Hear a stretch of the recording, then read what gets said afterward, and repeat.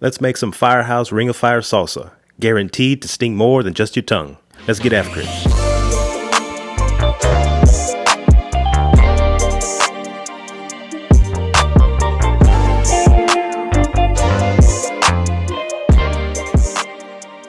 How's it going, everybody? Funky Cole Medina DIY back again with another video. If this is your first time visiting the channel, please consider subscribing and smash that like button. I really would appreciate it. Alright, now before we get to the ingredients, get yourself 3 cups of water, put it in a pot set to boil, and 3 tablespoons of oil, put it in the pan. We're going to fry up our peppers in that. Alright, now on to the ingredients. I'm going to use half of a bunch of cilantro, 1 Serrano pepper, 1 jalapeño, 3 garlic cloves, 1 medium sized onion. This is actually a quarter of a very large onion, so this is equivalent to a medium onion, so I'm just going to use that. The tomatoes, I'm going to use 2 tomatoes, 2 small ones. If you have a large one, just use 1 large one. We have 5 Carolina Reapers, 5 Habanero Peppers, and 5 Thai chili peppers. Now on to the dried chilies. We have 2 Guajillo Chiles, 8 to 9 Chile de Arbol chilies. They come in this kind of bag right here. And these are Chile Piquin. This is about a tablespoon of Chile Piquin.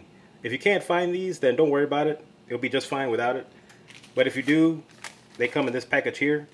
So this is going to be a roasted red salsa. So I'm going to roast all the vegetables and the peppers. I'm going to fry them up so we can release some of the flavor from them and boil them so we can hydrate them back again. Now as far as the spices go, we're going to use some salt, black pepper, ground cumin, smoked paprika, and chipotle powder. I'll put the exact amounts in the description down below. So let's go ahead and move on to the next step. All right, now go ahead and put your chilies in the oil. But be careful, don't cook them too long or they'll burn. Cook them for about a minute. Keep turning them. If they burn, they get a little bitter, so don't let them burn. But we're just trying to release some of the flavor from the peppers into that oil because we're going to use the oil later.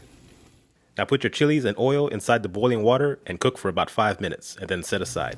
Now go ahead and put all your vegetables on your grill or your pan and roast them until you get the desired color you want. As you can see, I put the garlic and the Thai chilies on foil, that way they won't fall through the grates.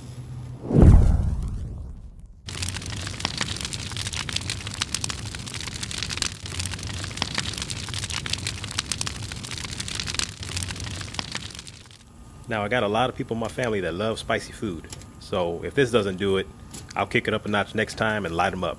They know who they are. If you don't have a grill, you can just use a pan and line it with some foil. That'll give you the same results. The foil also will help with easy cleanup. And you can also do this in the oven on a sheet pan, line it with foil, and just put it on broil for about 5 minutes. Now the vegetables are done. On the peppers, you can just take off the stems that are on top of the peppers and the jalapenos. For the garlic, you don't have to worry about peeling them. Just throw it all in the blender. All right, now we're gonna go ahead and put all the ingredients in the blender. Now the trick to get great flavor from your salsa, you see that juice that's down there? Don't throw that away. Put that in there.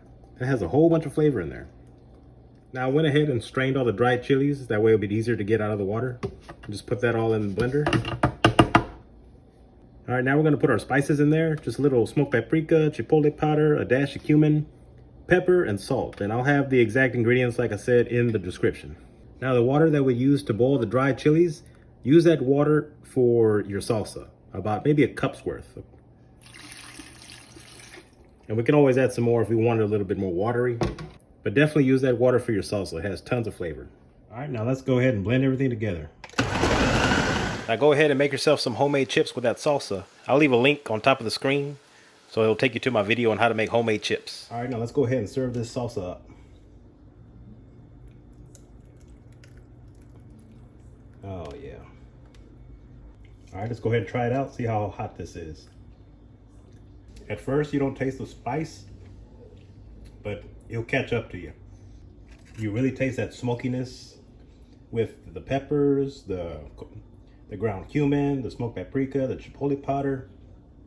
Oh yeah, the spice is starting to catch up now. Oh yeah, it's real good. It's not overpowering where you just can't enjoy it. There's some spice to it, but tons of flavor. Oh yeah, this also will make you sweat. It's really good. I'm already starting to sweat. That's just from my forehead. Time to douse the flames with some water. Hold on. Let me try to gather myself. My tongue is on fire. I would give this from a scale of 1 to 10, 10 being the most spicy. I would say about an 8, maybe almost a 9. So if you like spiciness, guys, this is the way to go. Not too overpowering where it's gonna kill you, but just right. I'll leave 2 links at the end of this video on how to make the homemade chips and a link to the green salsa that I made. If this is your first time visiting the channel, please consider subscribing, smash that like button, share the video. I'll see you on the next video, guys. I'm spiced out. I'll see y'all next time.